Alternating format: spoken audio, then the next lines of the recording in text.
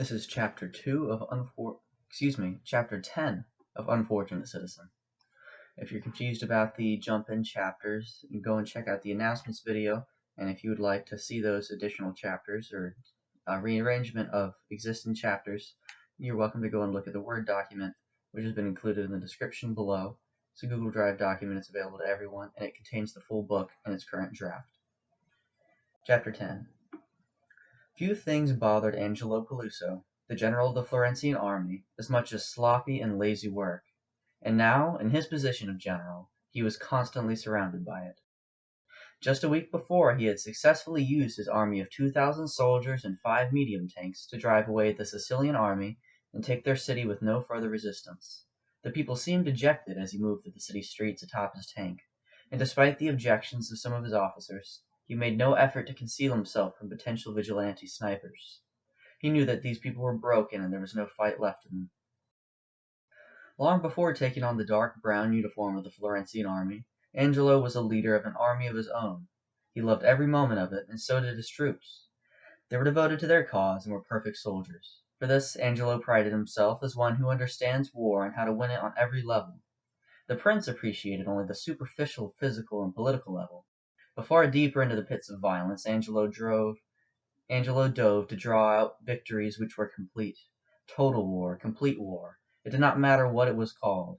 On the planet of Europa, it was known only to one man, and so it was referred to by his followers as Angelo's War. The war he now fought was so far from his philosophies on victory that he struggled to maintain interest. The endless supply of ammo, or at least this is how he viewed it, was lazy to him.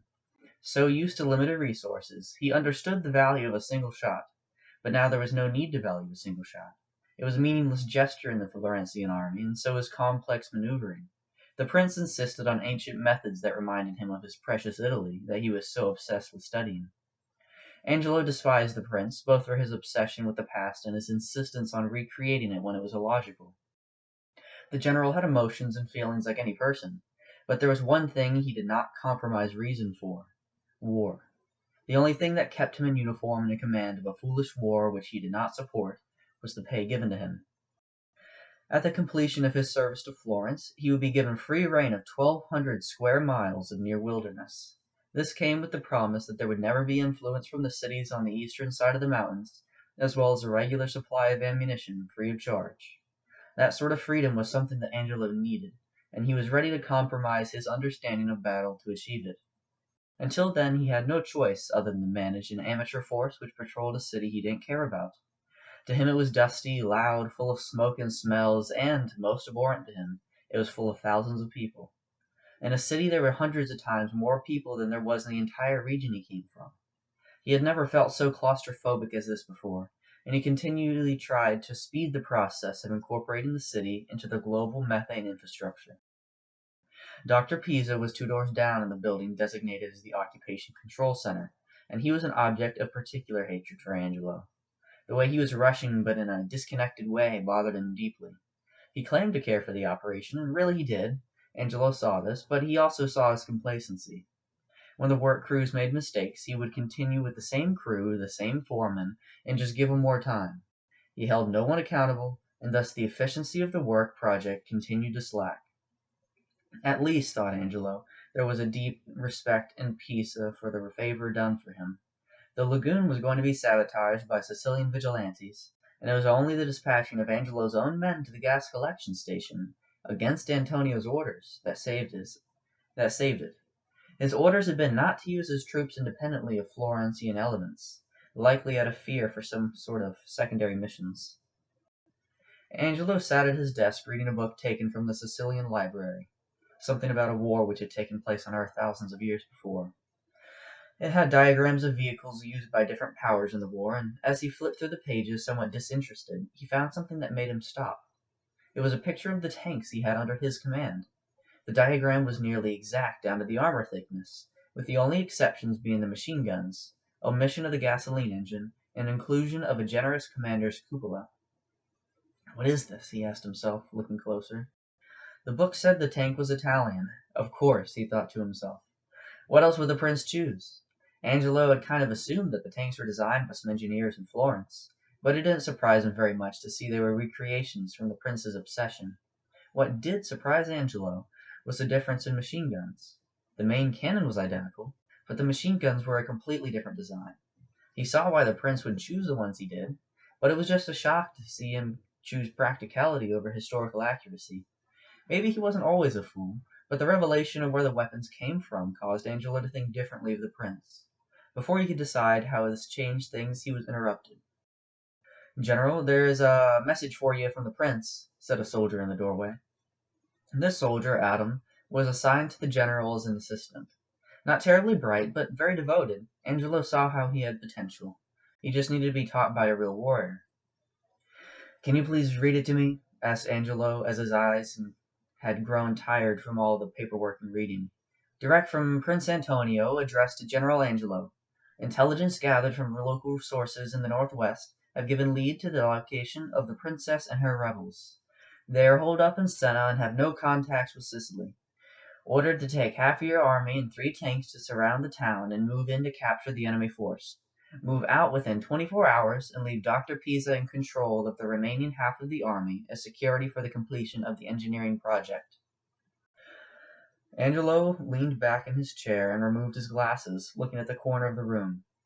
He stared at it for a few moments while considering the orders. It was exciting, a real mission, but the orders were foolish. Their specificity and staying true to tactics that didn't fit well to Europa frustrated him, but he was determined to keep true to his deal with the prince as much as he could. "Adam," said Angelo, "please tell me your thoughts on the order. Speak plainly and openly. You have nothing to fear from me." "I think it is a good idea to pursue and capture them. There's no need to destroy them any more, considering that they are far from any methane source we have to secure, and this allows us a more peaceful end of the war.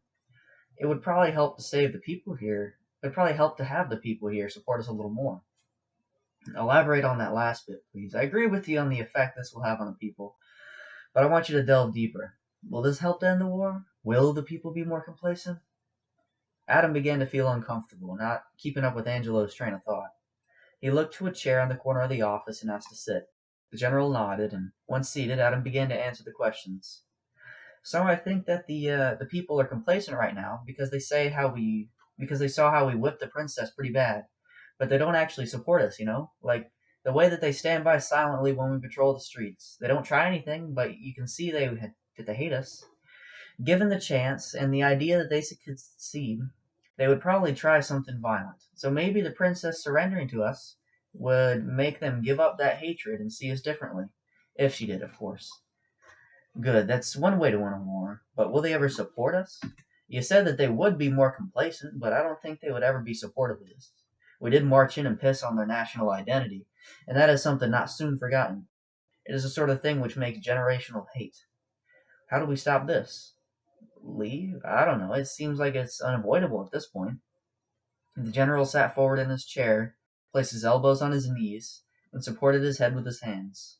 The situation was rather more complicated than what he was used to. The war that he was familiar with was so far detached from these ideas of industrialism and politics. For him a victory was the utter destruction of a people's willingness to persist, to capitulate, and this was typically done exclusively through utterly brutal applications of violence. Now, however, the general sat in an office, not a tent or cave, with a book instead of a rifle and a hand-drawn map, and in front of him was not a hardened veteran of guerrilla combat, but a boy of 17 who was trying to brainstorm a solution to a complex political debacle. "I guess this may be beyond both of us," the general said. The boy looked rather uncomfortable at him saying this. Angelo noticed and tried to comfort him. "Look, not even the prince knows what he's doing right now.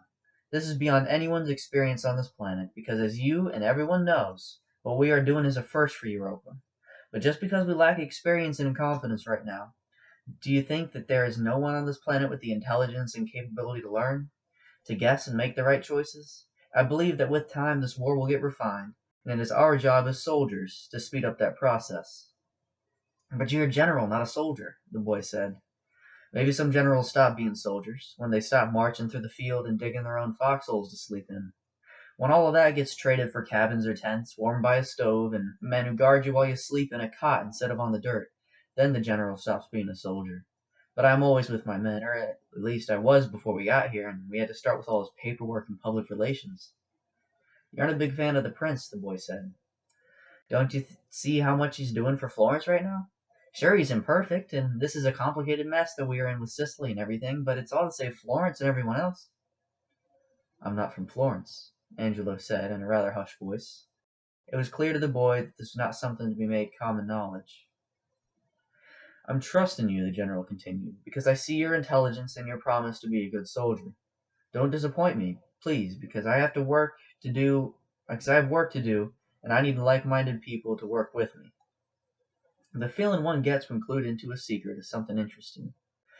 You feel trusted and special, unique and maybe set apart from the rest. This is exactly as Adam felt, and being trusted in this moment, he began to like Angelo much more. He had been frosty to him at first, not liking his blunt and unpatriotic attitude. But now he saw a man out of his element, trying to apply the only combat experience available on the planet to the aid of Florence. The general was waiting, and Adam said, "Of course, this is between you and me. But I just had an idea. You said that we started a generational thing by invading the way that we did, but I believe there's a way around it. The people loved the princess, and she fought for them, then ran. They probably expect her to come back and save them. They are just complacent, not supportive, because they think that they will be saved. Killing the princess will not make them think they don't need to be saved. It will make them think that they need to save themselves. We need the princess to convince everyone to go with us, and if she supports us, then the people will too." Angelo smiled and stood up, grabbing his leather bag from the floor. He was impressed, because although he would have come to the conclusion with just a little longer to ponder, the boy had just said it aloud before he himself had a chance. "You're brighter than I thought, Adam. But before we get her on the side of Florence, we need her in our control. And riding about in the country to the north is far from our control. Send word to the officers of Divisions A, B, and C to ready their troops for moving out. I'll be there with you shortly." Adam saluted, Angelo returned it, and then he left. For a moment Angelo just stood and breathed in the stale air of the office. This one didn't have a window, and instead the brick room just felt like an oven set to its lowest temperature. It was his patience getting boiled out of him. But finally he did have a chance for action. Before leaving he took a glance at the book on his desk, still displaying the prince's secret obsession. Out of curiosity Angelo flipped to a random page. It landed on the diagram and history of a handgun, semi-automatic, and chambered in a round very similar to the pistol round used on Europa. Intrigued, the general ripped the page from the book and put it in his pocket. That is the end to Chapter 10 of Unfortunate Citizen.